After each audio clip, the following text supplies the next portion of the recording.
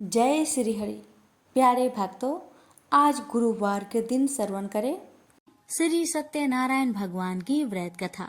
एक समय की बात है, नैमिषारण्य तीर्थ में सौनकादि 88,000 ऋषियों ने श्री सूत जी से पूछा, हे प्रभु, इस कलयुग में वेद विद्या रहित मनुष्य को प्रभु भक्ति किस प्रकार मिल सकती है तथा उनका उद्धार कैसे होगा?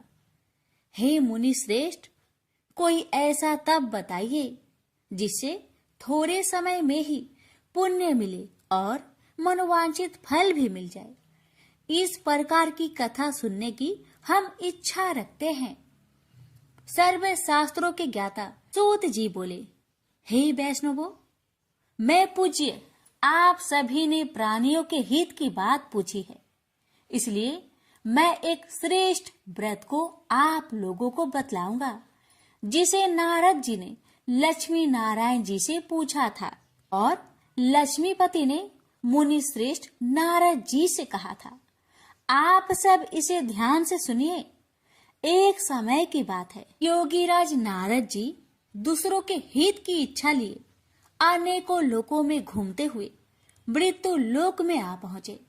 यहाँ उन्होंने अनेक योनियों में जन्मे प्राय सभी मनुष्यों को अपने कर्मों द्वारा अनेकों दुख से पीड़ित देखा। उनका दुख देख नारद जी सोचने लगे कि कैसा यत्न किया जाए इसके करने से निश्चित रूप से मानव के दुखों का अंत हो जाए।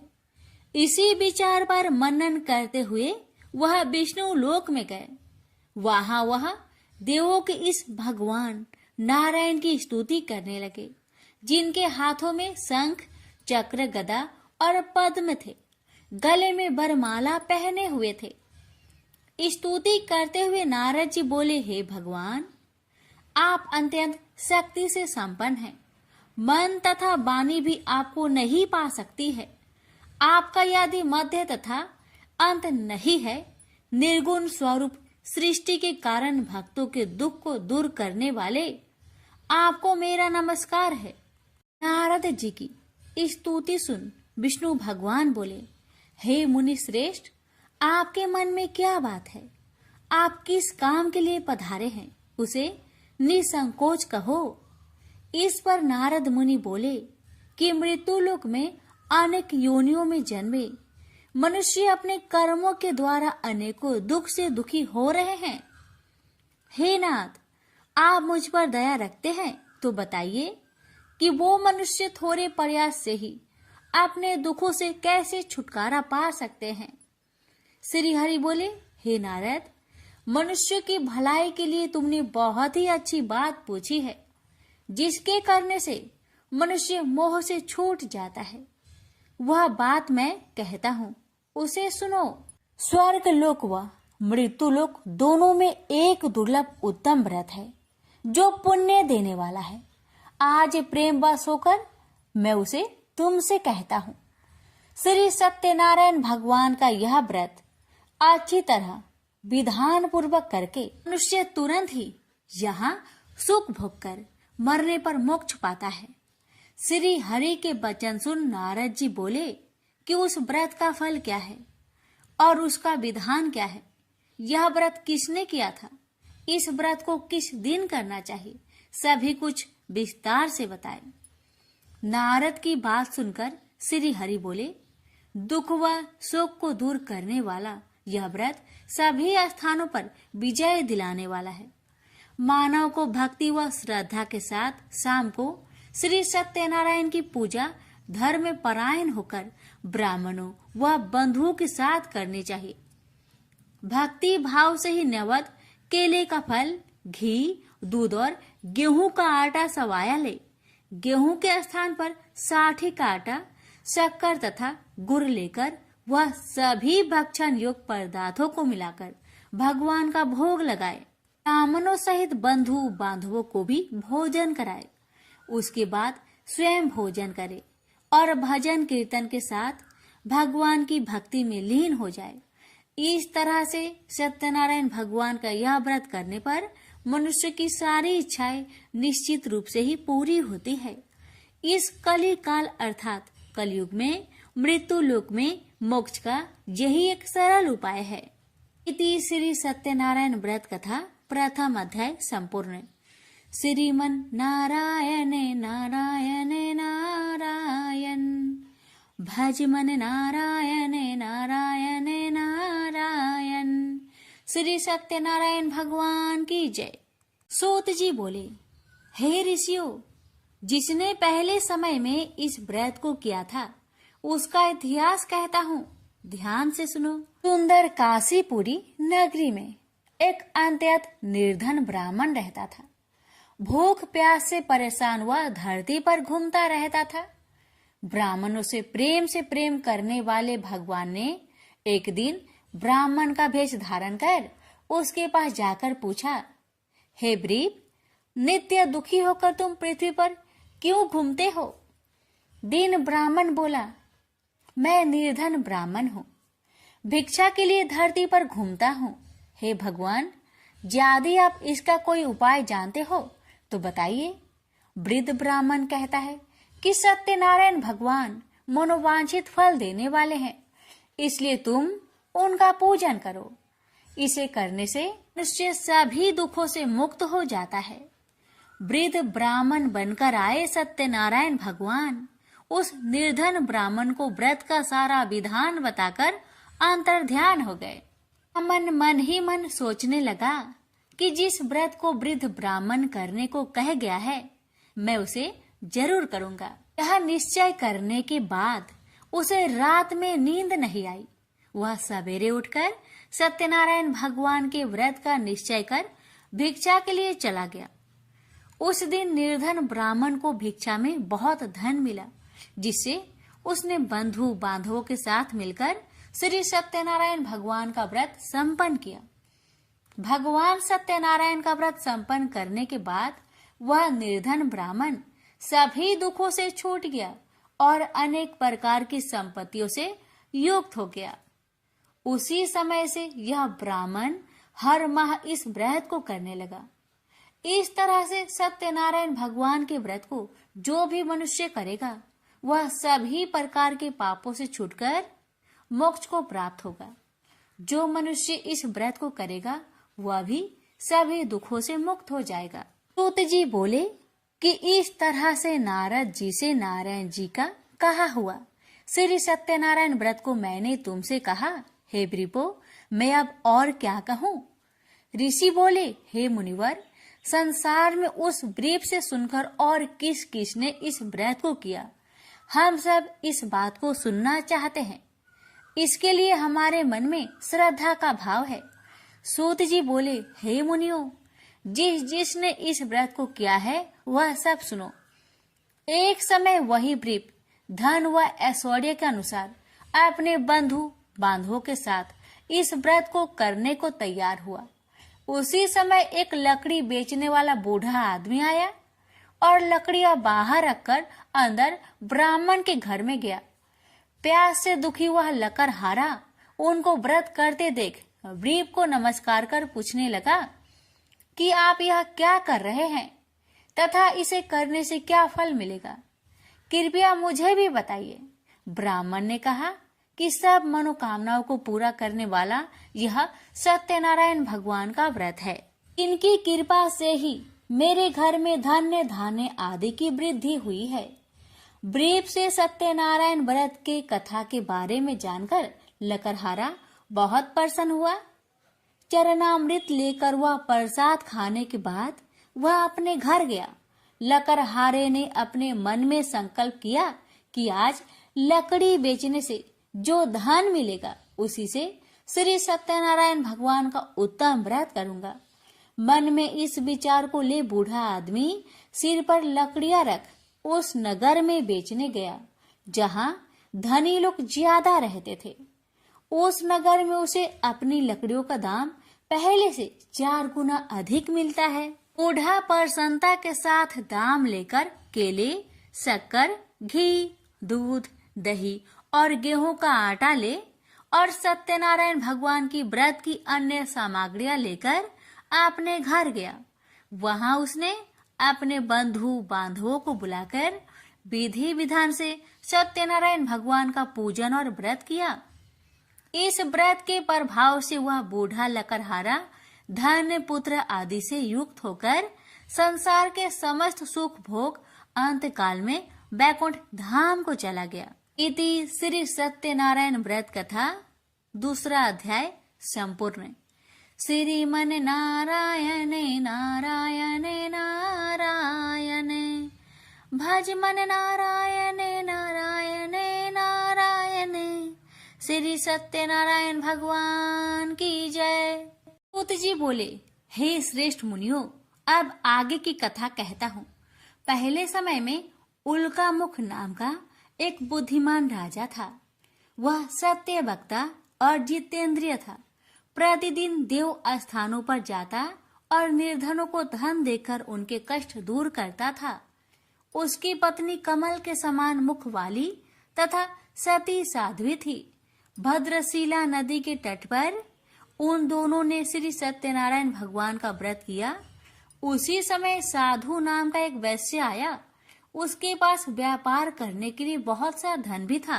राजा को व्रत करते देखकर वह विनय के साथ पूछने लगा, हे राजन, भक्ति भाव से पूर्ण होकर आप यह क्या कर रहे हैं?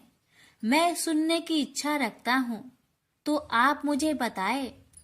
राजा बोले, हे साधु, अपने बंधु बांधवों के साथ पुत्र आदि की प्राप्ति के लिए एक महाशक्तिमान श्री सत्यनारायण भगवान का व्रत व पूजन कर रहा हूँ। राजा के वचन सुन साधु आदर से बोला, हे राजन, मुझे इस व्रत का सारा विधान कहिए। आपके कथा अनुसार मैं भी इस व्रत को करूँगा। मेरी भी संतान नहीं है और इस व्रत को करने से निश्चित रूप से मुझे संतान की प्राप्ति होगी। राजा से व्रत का सारा विधान सुनकर व्यापार से निवृत्त हो वह अपने घर गया। साधु वैश्य ने अपनी पत्नी को संतान देने वाले इस व्रत का वर्णन कह सुनाया और कहा कि जब मेरी संतान होगी तब मैं इस व्रत को करूंगा। साधु ने इस तरह के वचन अपनी पत्नी लीलावती से कहे। एक दिन लीलावती पति के साथ आनंदित हो सांसारिक धर्म में प्रवृत्त होकर सत्यनारायण भगवान की कृपा से गर्भवती हो गई। 10वें महीने में उसके गर्भ से एक सुंदर कन्या ने जन्म लिया। दिनों दिन वह ऐसे बढ़ने लगी जैसे कि शुक्ला पक्ष का चंद्रमा बढ़ता है। माता पिता ने अपनी कन्या का नाम कलावती रखा। एक दिन लीलावती ने मीठे शब्दों में अपने पति को याद दिलाया कि आपने सत्यनारायण भगवान के जिस व्रत को करने का संकल्प किया था उसे करने का समय आ गया है। आप इस व्रत को करिए। साधु बोला कि हे प्रिय, इस व्रत को मैं उसके विवाह पर करूंगा। इस प्रकार अपनी पत्नी को अवशासन देकर वह नगर को चला गया। कलावती पिता के घर में रह वृद्धि को प्राप्त हो गई। साधु ने एक बार नगर में अपनी कन्या को सखियों के साथ देखा तो तुरंत ही दूत को बुलवाया और कहा कि मेरी कन्या की योग वर देखकर आओ। साधु की बात सुनकर दूत कंचन नगर में पहुंचा और वहां देखभाल कर लड़की के सुयोग बनिक पुत्र को ले आया। सुयोग लड़के को देख साधु ने बंधु बांधवों को बुलाकर अपनी पुत्री का विवाह कर दिया। लेकिन दुर्भाग्य की बात ये कि साधु ने अभी भी श्री सत्यनारायण भगवान का व्रत नहीं किया। इस पर श्री भगवान क्रोधित हो गए और श्राप दिया कि साधु को अत्यधिक दुख मिले। अपने कार्य में कुशल साधु बनिया जमाई को लेकर समुद्र के पास स्थित होकर रत्नासारपुर नगर में गया। वहां जाकर दामाद ससुर दोनों मिलकर चंद्रकेतु राजा के नगर में व्यापार करने लगे। एक दिन भगवान सत्यनारायण की माया से एक चोर राजा का धन चुराकर भाग रहा था।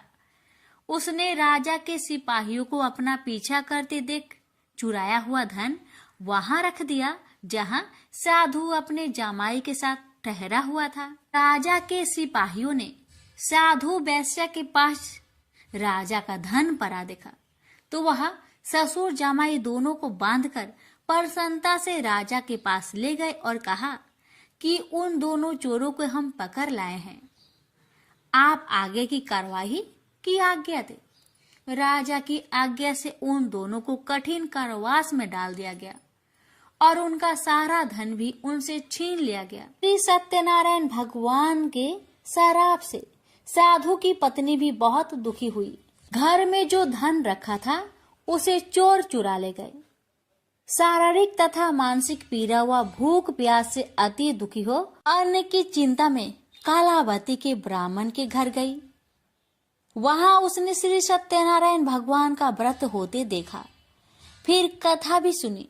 वह प्रसाद ग्रहण कर वह रात को घर वापस आई। माता ने कलावती से पूछा कि हे पुत्री, अब तक तुम कहाँ थी? तेरे मन में क्या है? कलावती ने अपने माता से कहा, हे माता, मैंने एक ब्राह्मण के घर में श्री सत्यनारायण भगवान का व्रत देखा है। कन्या के वचन सुन लीलावती भगवान की पूजन की तैयारी करने लगी। लीलावती ने परिवार व बंधुओं सहित सत्यनारायण भगवान का पूजन किया और उनसे वर मांगा कि मेरे पति तथा जमाई शीघ्र घर आ जाए। साथ ही यह भी प्रार्थना की कि हम सबका अपराध क्षमा करे। श्री सत्यनारायण भगवान इस व्रत से संतुष्ट हो गए और राजा चंद्रकेतु को सपने में दर्शन दे कहा कि हे राजन, तुम उन दोनों वेश्या को छोड़ दो और तुमने उनका जो धन लिया है उसे वापस कर दो। अगर ऐसा नहीं किया तो मैं तुम्हारा धन, राज्य व संतान सभी को नष्ट कर दूंगा। राजा को यह सब कहकर वह अंतर्ध्यान हो गए। अतः काल सभा में राजा ने अपना सपना सुनाया। फिर बोले कि बानिक पुत्र को कैद से मुक्त कर सभा में लाओ। दोनों ने आते ही राजा को प्रणाम किया। राजा मीठी बानी से बोला, हे महानुभावों, भाग्यवश ऐसा कठिन दुख तुम्हें प्राप्त हुआ है, लेकिन अब तुम्हें कोई भय नहीं है। ऐसा कह राजा ने उन दोनों को नए वस्त्र भूषण भी पहनाए और जितना धन उनका लिया था उससे 2 गुना धन वापस कर दिया। दोनों वेश्या अपने घर को चल दिए। श्री सत्यनारायण व्रत कथा का 3रा अध्याय संपूर्ण। श्रीमन नारायण नारायण नारायण, भज मन नारायण नारायण नारायण। श्री सत्यनारायण भगवान की जय। सूत जी बोले, वेश्या ने मंगलाचार कर अपनी यात्रा आरंभ की और अपने नगर की ओर चल दिया। उसके थोड़ी दूर जाने पर एक दंड वेशधारी श्री सत्यनारायण ने उनसे पूछा, हे साधु, तेरी नाव में क्या है? अभिमानी बानिक हंसता हुआ बोला, हे दंडी, आप क्यों पूछते हो? क्या धन लेने की इच्छा है? मेरी नाव में तो बेल व पत्ते भरे हुए हैं। वैश्या के कठोर वचन सुन भगवान बोले, तुम्हारा वचन सत्य हो। दंडी ऐसे वचन कहे वहां से दूर चले गए। कुछ दूर जाकर समुद्र के किनारे बैठ गए। दंडी के जाने के बाद साधु वैश्या ने नित्य क्रिया के पश्चात नाव को ऊंची उठते देखकर अचंभा माना और नाव में बेल पत्ते आदि देख वह मूर्छित हो जमीन पर गिर पड़ा। मूर्छा खोलने पर वह अत्यंत शोक में डूब गया। तब उसका दामाद बोला कि आप शोक ना मनाए, यह दंडी का श्राप है, इसलिए हमें उनकी शरण में जाना चाहिए, तभी हमारी मनोकामना पूरी होगी। दामाद की बात सुनकर वह दंडी के पास पहुंचा और अत्यंत भक्ति भाव नमस्कार करके बोला, मैंने आपसे जो असत्य वचन कहे थे उनके लिए मुझे क्षमा दे। ऐसा कहकर महान शोकातुर हो रोने लगा। दंडी भगवान बोले, हे बानिक पुत्र, मेरी आज्ञा से बार बार तुम्हें दुख प्राप्त हुआ है। तू मेरी पूजा से विमुख हुआ।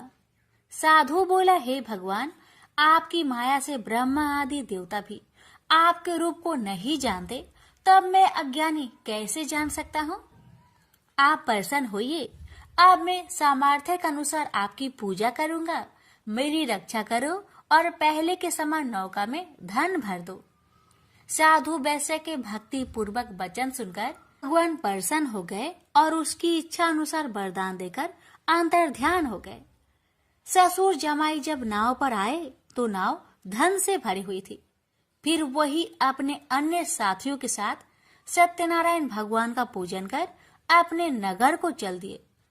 जब नगर के नजदीक पहुंचे तो दूत को घर पर खबर करने के लिए भेज दिया। दूत साधु की पत्नी को प्रणाम कर कहता है कि मालिक अपने दामाद सहित नगर के निकट आ गए हैं। दूत की बात सुन साधु की पत्नी लीलावती ने बड़े हर्ष के साथ सत्यनारायण भगवान का पूजन कर अपनी पुत्री कलावती से कहा कि मैं अपने पति के दर्शन को जाती हूँ, तो कार्य पूर्ण कर शीघ्र आ जाना। माता के ऐसे वचन सुन कलावती जल्दी में प्रसाद छोड़ अपने पति के पास चली गई। प्रसाद की अवज्ञा के कारण श्री सत्यनारायण भगवान रुष्ट हो गए और नाव सहित उसके पति को पानी में डुबो दिए। कलावती अपने पति को वहां ना पाकर रोती हुई जमीन पर गिर गई। नौका को डूबा हुआ देख वह कन्या को रोता देख साधु दुखी होकर बोला कि हे प्रभु, मुझसे तथा मेरे परिवार से जो भूल हुई है उसे क्षमा करे। साधु के दीन वचन सुनकर श्री सत्यनारायण भगवान प्रसन्न हो गए और आकाशवाणी हुई, हे साधु, तेरी कन्या मेरे प्रसाद को छोड़कर आई है, इसलिए उसका पति अदृश्य हो गया है। यदि वह घर जाकर प्रसाद खाकर लौटती है तो इसे उसका पति अवश्य मिलेगा। ऐसी आकाशवाणी सुन कलावती घर पहुंचकर प्रसाद खाती है और फिर आकर अपने पति के दर्शन करती है। उसके बाद साधु अपने बंधु बांधवों सहित श्री सत्यनारायण भगवान का विधि विधान से पूजन करता है। इस लोक का सुख भोग वह अंत में स्वर्ग जाता है। इति श्री सत्यनारायण व्रत कथा चतुर्थ अध्याय संपूर्ण। श्रीमन नारायणे नारायणे नारायणे भज मन नारायणे नारायणे नारायण। श्री सत्यनारायण भगवान की जय। श्री सूत जी बोले, हे ऋषियों, मैं और भी एक कथा सुनाता हूँ, उसे भी ध्यान पूर्वक सुनो। प्रजा पालन में लीन तुंगध्वज नाम का एक राजा था। उसने भी भगवान का प्रसाद त्याग कर बहुत ही दुख प्राप्त किया। एक बार वन में जाकर वन्य पशुओं को मारकर वह बर के पेड़ के नीचे आया। वहां उसने ग्वालों को भक्ति भाव से अपने बंधुओं सहित सत्यनारायण भगवान का पूजन करते देखा। अभिमान बस राजा ने उन्हें देखकर भी पूजा स्थान में नहीं गया, ना ही उसने भगवान को नमस्कार किया। ग्वालों ने राजा को प्रसाद दिया, लेकिन उसने वह प्रसाद नहीं खाया और प्रसाद को वही छोड़कर वह अपने नगर को चला गया। जब वह नगर में पहुंचा तो वहां सब कुछ तहस नहस हुआ पाया, तो वह शीघ्र ही समझ गया कि यह सब भगवान ने ही किया है। वह दोबारा ग्वालों के पास पहुंचा और विधि पूर्वक पूजा कर प्रसाद खाया, तो श्री सत्यनारायण भगवान की कृपा से सब कुछ पहले जैसा हो गया। दीर्घ काल तक सुख भोगने के बाद मरोना उपरांत उसे स्वर्ग लोक की प्राप्ति हुई। तो मनुष्य परम दुर्लभ इस व्रत को करेगा तो भगवान सत्यनारायण की अनुकंपा से उसे धन्य धान्य की प्राप्ति होगी। निर्धन धनी हो जाता है और भय मुक्त हो जीवन जीता है। संतानहीन मनुष्य को संतान सुख मिलता है और सारे मनोरथ पूर्ण होने पर मानव अंत काल में वैकुंठ धाम को जाता है। सूत जी बोले, जिन्होंने पहले इस व्रत को किया है, अब उनके दूसरे जन्म की कथा कहता हूँ। वृद्ध संतानंद ब्राह्मण ने सुदामा का जन्म लेकर मोक्ष की प्राप्ति की। लकरहारे ने अगले जन्म में निषाद बनकर मोक्ष प्राप्त किया। उल्कामुख नाम का राजा दशरथ होकर बैकुंठ को गए। साधु नाम के वैश्य ने मोरध्वज बनकर अपने पुत्र को आरे से चीरकर मोक्ष पाया। महाराज तुंगध्वज ने स्वयंभू होकर भगवान में भक्ति युक्त हो कर्म कर मोक्ष पाया। श्री सत्यनारायण व्रत कथा का 5वां अध्याय संपूर्ण हुआ। श्रीमन नारायण नारायण नारायण भज मन नारायण नारायण नारायण। श्री सत्यनारायण भगवान की जय।